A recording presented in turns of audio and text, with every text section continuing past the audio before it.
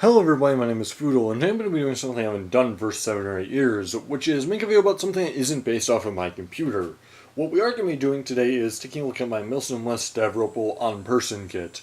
This isn't the stuff I'm rocking, obviously, but instead the stuff I'm keeping on my person throughout the extent of the event. More importantly though, what we are doing today is testing out how my camera can take audio and video, as well as to see if my ghetto-rigged air conditioner plus cheap tripod stand works at all. If it does, we'll upload more airsoft stuff. If it doesn't, I'll just have to buy a nicer tripod. Anyway, with all that stuff out of the way, sit back, relax, and let's talk about my airsoft stuff. So I suppose the most intelligent way to start this video would be with the most boring things. And the most boring thing in my kit is probably the boots. And just my general clothing. For my boots, I am running some Rocky side zips. Side zip is good, changed my mind. I don't actually know the exact brand or designation of these. I picked them up about a year ago. I probably should have picked up something like Danner's, but I don't have the money right now, and even if I did, breaking in boots with less than about a month is just never a good idea. These things are well broken in, they've served me well for over a year now. For the socks I'm wearing, it is some Under Armour nylon socks. I picked these up about a month ago just to kind of see if they work, and they do beat the hell out of my normal cotton socks. A bit tall, but they're still way better than cotton socks. For the uniform I'm running is a new gen partisan suit. To be honest though, I think that the new gen clothing is a hell of a lot better than old gen clothing for Russian stuff, because honestly, cotton partisan suits are just stupid, and this dries faster and is more comfortable. Same with stuff like Gorkas and Sumraks, and even the BDUs. For the hat, I've got a SS Leto Panama hat, part of the partisan set. Obviously, got to keep it all. And wearing helmets in like 75 degrees is just not smart. For iPro, I'm running ESS whatever the fucks. I don't actually know what these things are called. I've got two pair. One for my eyes, and the other pair to keep strapped onto my webbing in the event that the other ones fog up. I've been running both these pairs interchangeably for about a year, and they generally work well. I haven't ran them for 24 hours consistently, but we will see how well they work, I suppose, for 24 hours consistently. Now let's go and talk about some of the more interesting things. The first one of which is probably my gun. For my gun, I am running a GHK AK-74MN. Inside of there, I've got the full travel kit as well as a high recoil thingamabob from Samoon. I've got the generic AK sling on there, legit Russian, obviously. And because I'm too poor to afford one of the actual Russian flashlights, I've got my ghetto-rigged, I don't even know what it is, just flashlight I've had for years. It's currently got a super ghetto-rigged lens protector, which is just one of those, like, red things that you put on top of military flashlights, because I had one of those and I didn't want it to get shot out. I'll obviously take it off for the sake of the event. Not pictured is I'm running 9 or 10 mags. I still haven't decided which. I just didn't feel like grabbing them all off my table. But like I said, I'm not sure how many of them I'm really going to run. They're all green gas based. Hopefully somebody there will have map gas, because I only run green gas, but I don't want to pick up a can of map gas. Otherwise, it's pretty much my go-to gun. I will be carrying a backup gun in my Rock-In, which is a AK-74U, but I just didn't want to take that off my wall because I'm lazy. So I guess that's all the stuff. Now let's go and talk about some good old... Well, actually, never mind. There's some more gear that I have to talk about, which is that stuff right there. I do run knee pads. I used to never run knee pads, but I recently picked up a pair, and they're really good to use. They're Ratnik knee pads at Farb for kits. They were $25, though, off of a guy I knew. And they work well. I used them this open play weekend. They're really comfortable. I was in the woods all day. And I'm definitely going to run them. For my gloves, I've got Splav. I think these ones are the Rage gloves.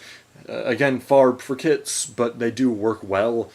I picked those up 2 or 3 months ago because my mechanics kept on eating the dust, so they work well. They're hard knuckle too, and I like hard knuckle stuff because I punch stuff from time to time, and also I don't want my knuckle shot out. So that's all the kind of just overview of stuff. Now what we got to do is take a look at my actual webbing and the specifics within there. For the webbing, as I'm sure you can relatively see, it's kind of hard to see on my green blanket, but it is a Cordura Smersh, not old gen Ree, but I also don't want to spend like, what are they? They're like $350, $400 for a proper Ansvient one. On there, I do have 2 new gen pouches. You can't see it because it's covered up, but I'm running 2 butt packs because the first butt pack just didn't have enough space, and that's a new gen butt pack. And I've also got a new gen medical pouch. Whee! Side note, but new gen stuff is absolutely dog shit when it comes to Smersh. I've felt Ansvient and Oxford stuff, that's obviously the best. Cordura works, but new gen stuff is just, it feels so cheap. Like, it's disgusting. So, life pro tip, if you're gonna buy a Russian kit and you're gonna get a Smersh, find a Cordura one. This one was only $150, and that was in the US. Or just bite the bullet and spend like $300 for a nice Ansvient or Oxford one. So, that's that. Now I guess we should talk about what is exactly inside of my Smersh. In the bottom butt pack, I will be running 2 canteens, one Nalgene one cheap-ass Rothko one that likes to leak, but I don't want to buy another one. On the Nalgene one, I've got a metal canteen cup for cooking water, obviously, as well as just cooking in general because of food I'm bringing fountain houses. I probably should bring a bit more water, but water is very, very heavy, and I'm counting on the fact that we're going to get resupplied relatively consistently. In the top butt pack, we've got a whole variety of stuff.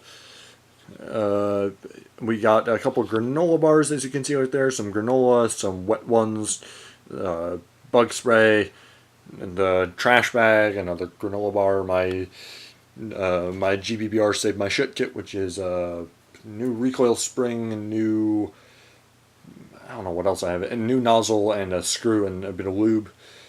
We've also got a poncho because Milsim West requires, even though I don't want ponchos, and a singular can of green gas in the event that any of my other cans go down.